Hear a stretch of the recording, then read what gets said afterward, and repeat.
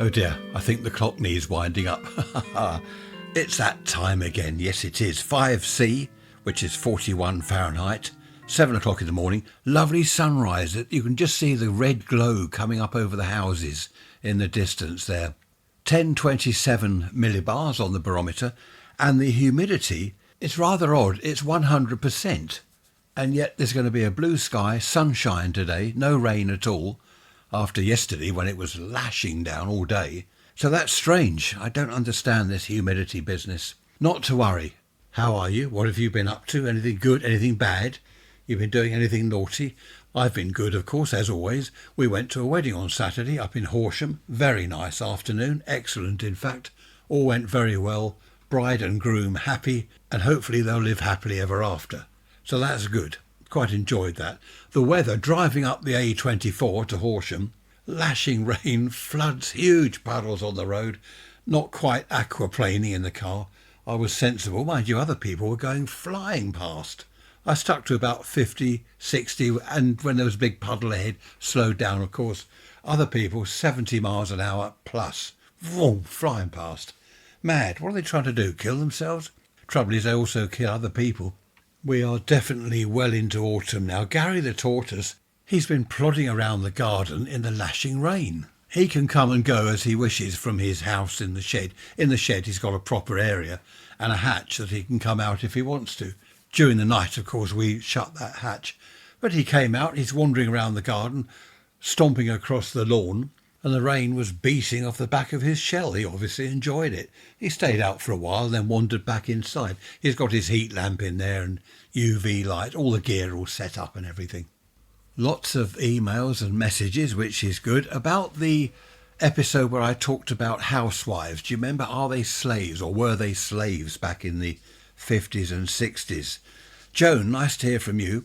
Joan says she's pleased that women have more right these days and are closer to equality than years ago, but there is a downside. I hadn't thought of this actually.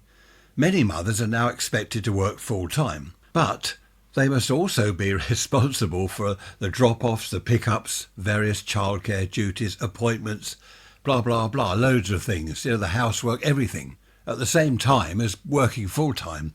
I know a couple who basically the chap is the house husband, they call it. He deals with children and things, takes them to school, picks them up, does appointments, takes them to dance class, all that business, and his wife works full-time.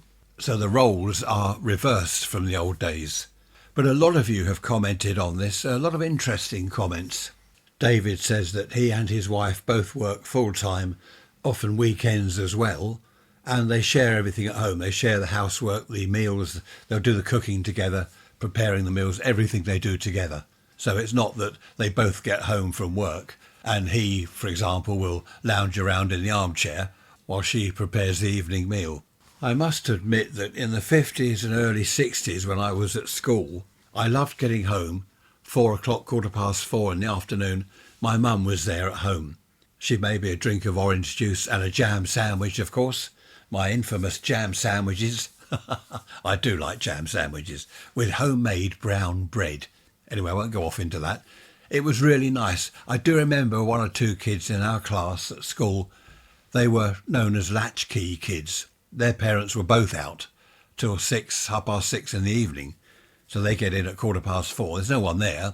Make themselves a sandwich or a drink of something. And they just had to wait till mum and dad got home later on.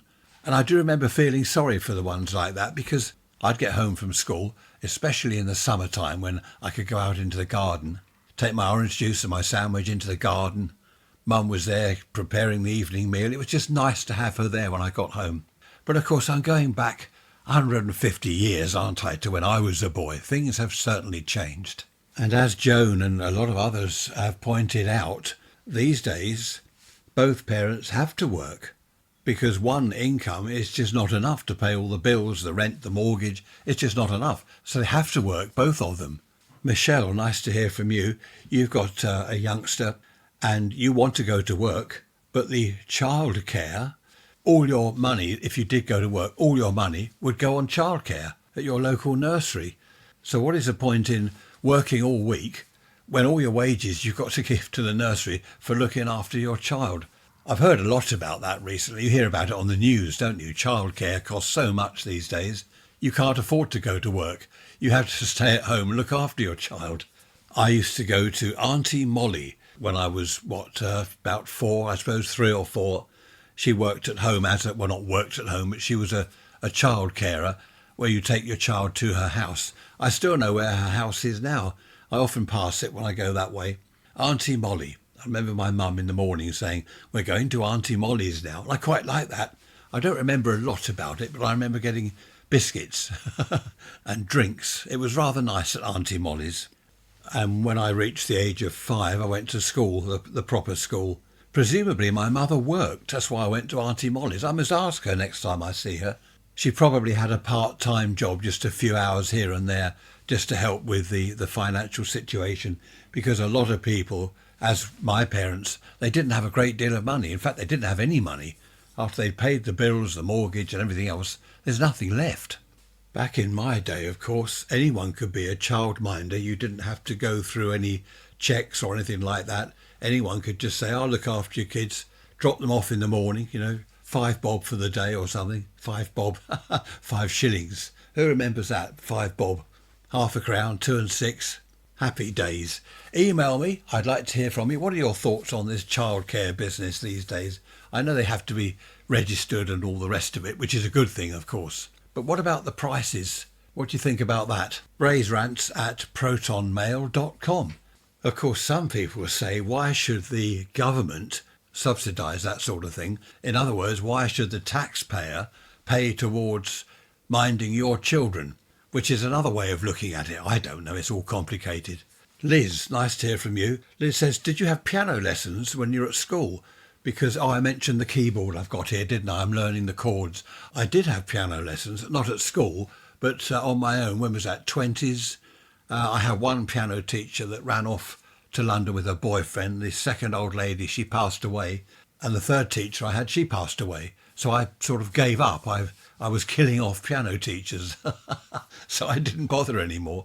I wish I had a piano at home. I was doing quite well, actually, reading music. Only a little bit, don't get me wrong. I wasn't a concert pianist. Didn't even get to grade 1. I didn't do any grades at all. But I've now got this keyboard, this electronic thing, which is quite good fun. So I'm trying to get back into that. But no, piano lessons at school. We had music lessons when I was at secondary school, when I was, 12, 13. But it was a waste of time, in the C stream, which I was in, we were all a bit, I won't say we were all a bit thick. We just weren't that academic, and they didn't bother with a lot of things, didn't bother to teach us music and teach us the piano, things like that. I think in their eyes we just weren't worth bothering with, which is a shame, really. I'd love to have done that. A friend of mine at school, his parents had quite a lot of money, and he had private piano lessons. He had a grand piano in his lounge. I remember going round there, and he played the piano. He played it fantastically, I thought. And his mother came into the room and she said, if you're going to play the piano, play properly, not like that. Properly? I thought it was amazing. I mentioned conkers, I think, last week. Several of you have never heard of conkers. This is in America, isn't it? You've never heard of conkers. What do you call them? Horse chestnuts or something? The game of conkers. I think the word conker, I don't know where it's come from. It's not as in conquer something. It's Conker, conker tree. They're not actually conker trees. I think that's just some British thing that was made up years ago. What are they? Horse chestnut trees, aren't they, I think? So a lot of you haven't heard of that. Anyway, that's what a conker tree is. We play conkers here. Well, we did before it was banned because it's too much fun. We're not allowed to have fun anymore.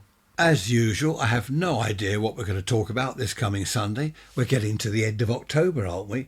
Where are we? Today's 22nd. Wednesday, you'll be listening to this, 23rd. Getting to the end of October. Stone the crows. Winter is coming. Right, that's it for now. Hope you're all keeping okay. Don't do anything I wouldn't do. That leaves it wide open. Don't get caught if you're bad. Look after yourselves, and I will see you on Sunday. Take care. Thanks for listening as always. Enjoyed your company immensely. Bye-bye for now.